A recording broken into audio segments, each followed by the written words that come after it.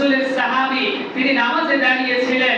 তিনি নামাজে দাঁড়ানোর আগ মুহূর্তে তার ফাঁসির দায় হয়ে গিয়েছিল, কিন্তু তিনি বলেছেন আমাকে 2 রাকাত নামাজের সময় দিন। তিনি নামাজে দাঁড়িয়ে গেলেন, এমন ভাবে রুকু করতেছে, এমন ভাবে সিজদা করতেছে, যা রুকু এবং সিজদা দেখে কাফের সাইদ ইবনে আবি আল মুজাহিদ তিনি বলতেছে এই লোকটা ফাঁসির দায়ের আসামি, কিন্তু তিনি এমন ভাবে ধীর স্থির ভাবে কাফেরদের সামনে রুকু করতেছে, সিজদা করতেছে, যেটা দেখে আমি অস্থির হয়ে গেলাম। আমি বাড়িতে গিয়ে ঘুমাতে পারতেছি না, খাবার খাইতে পারতেছি না, কোনো কাজেই আমার মনোযোগ হচ্ছে না। যে এরা কেমন আল্লাহর ইবাদত করে, আমরা মূর্তির ইবাদত করি, কিন্তু আমাদের এত ভয় তো তাদের সামনে গেলে আসে না। তাদের এত নামাজ দাঁড়ালে ভয় আসে কিভাবে, তারা এত বিনয়ের সাথে নামাজ কিভাবে আদায় করে, এটা কেমন আল্লাহ। তিনি চিন্তায় পেরেশানি হয়ে গেলেন, কিছুই করতে পারে না। তিনি আল্লাহর রাসূলের দরবারে চলে গেলেন। আল্লাহর রাসূলকে বললেন, ইয়া রাসূলুল্লাহ, আমি আর মূর্তি পূজা করব না, আমি আর কাফের থাকতে চাই না।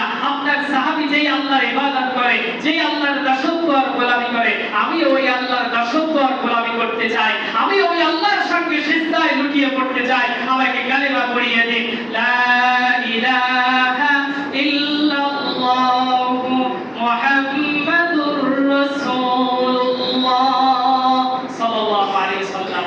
তাহলে সাহাবীদের নামাজ থেকে কাফেররা মুসলিম হইতেন, আর আমাদের নামাজ থেকে, আমাদের মুনাফিকি দেখে, আমাদের অশ্লীলতা দেখে, মুসলমানদের নাফরমানি দেখে, মুসলমানদের ভাইয়ের সম্পদ হক ভাগানো দেখে কাফেররা লজ্জিত হয়। ওরা বলে আমাদের ধর্মে আমরা ঠিক আছি, মুসলমানদের ধর্মে যাওয়ার কোনো প্রয়োজন নাই। বলে কি বলে না?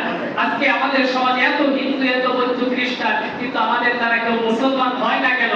আমরা তাদেরকে এখন পর্যন্ত আদর্শ দেখাতে পারি নাই, এখন পর্যন্ত বিনয়ী নামাজি হিসাবে তাদের সামনে আমরা দাঁড় হতে পারি নাই। আমরা পারবো তো সবাই নামাজি হতে? আমাদের সন্তান, স্ত্রী, ছেলে মেয়ে, আত্মীয় স্বজনদেরকে নামাজের তাগিদ দিতে পারবো তো? প্রতিদিন 5 ওয়াক্ত নামাজে আসার পথে যার সঙ্গে দেখা হবে সবাইকে নামাজের দাওয়াত দিতে আসবো। যদিও আমরা অপমানিত হই, তারপর অপমান সহ্য করে আল্লাহর জন্য দাওয়াত দিব। সবাই পারবো তো? আল্লাহ তাআলা আমাদের নামাজের আমল করার তৌফিক দান করুন। নামাজ যেন আমাদেরকে অশ্লীলতা থেকে ফিরিয়ে রাখে, জাহান্নাম থেকে ফিরিয়ে জান্নাতের দিকে নিয়ে যায়। আমরা পড়ে দিচ্ছি আমিন।